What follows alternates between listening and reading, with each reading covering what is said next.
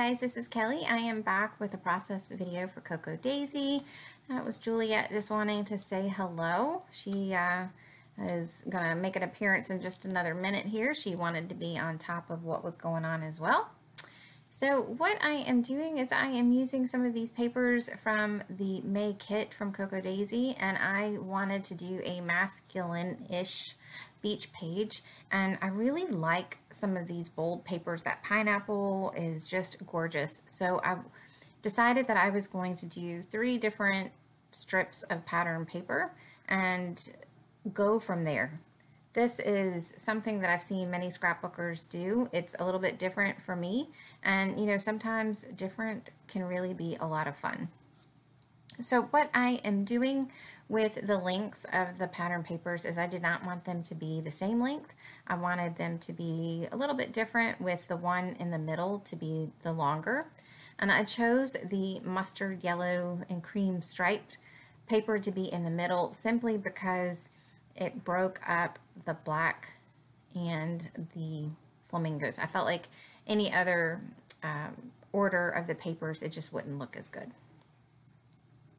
So I am going to, in just a second, take the papers over, and I am going to stitch around the paper layers in gold thread. I contemplated black, but then I just thought that the gold would make it a little bit more elegant. I knew that I wanted some other black accents, and I didn't want it to be too heavy. So my wrist is still in a brace now and at the point that I made this layout. So I did a couple of things while the camera wasn't rolling, but it's not a lot. I just put some craft foam on the back of the photo and cut out a couple of the vellum tags that were included in the kit with the specialty paper.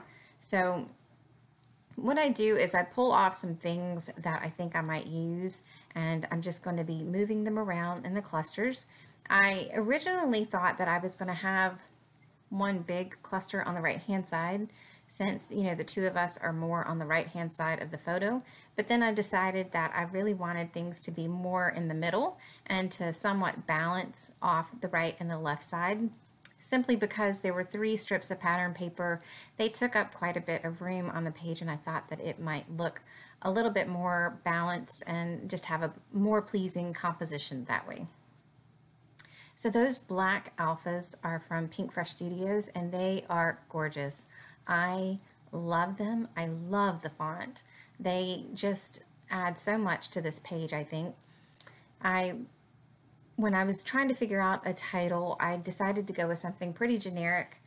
I am picking things right now with my wrist that don't require a lot of journaling, or if I am going to journal, it's going to be typed, simply because my writing is just not as good right now, because it really does hurt for me to hold a pencil or a pen and try to write, and to write with the splint on just doesn't look very nice. So I'm trying to avoid it and do things that I can to allow me to still scrapbook and get my creative time. So I'm just using my tweezers to put down these letter stickers. These green tile alphas are gorgeous.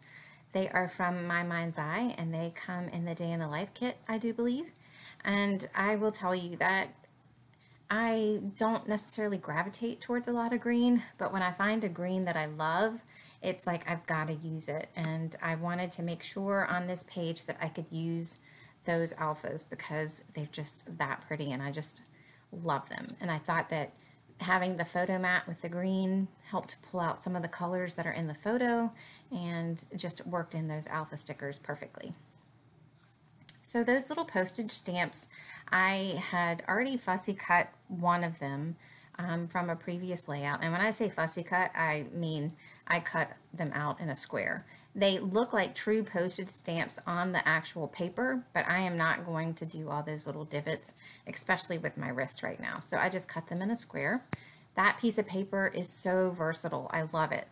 The B side is a nice background type paper, but for me, I would rather be able to cut, if I'm going to only have one sheet, I'd rather be able to cut a lot of the postage stamps so that I can add it to several clusters just to help build up my clusters and to bring a little bit more personality to the page. So I had this gold and creamish, tannish twine. It's a natural, I guess, more natural looking. I had it sitting on my desk, and I went and found some more of it, and I was trying to figure out exactly how I wanted the twine and the tags.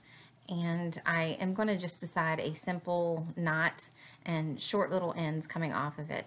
I like the way that it looks when you fold and loop the twine over and then staple it to the page, but because there were two of them, I did not like that. I find that if I'm going to have multiple tags with like twine in it, I think that simpler is better. So that's pretty much going to do it for me today. I hope you guys enjoyed this layout. It's pretty simple, simple layers, but I really think that the pattern paper makes it, and it's just a fun page, a little bit more masculine feel, and you know, I enjoyed doing it. So I hope you guys have a great day. I will see you soon. I'm going to link up Cocoa Daisy in the details section below if you want to check them out, or if you are interested in starting a kit subscription. So thanks so much. I will see you soon. Take care. Bye-bye.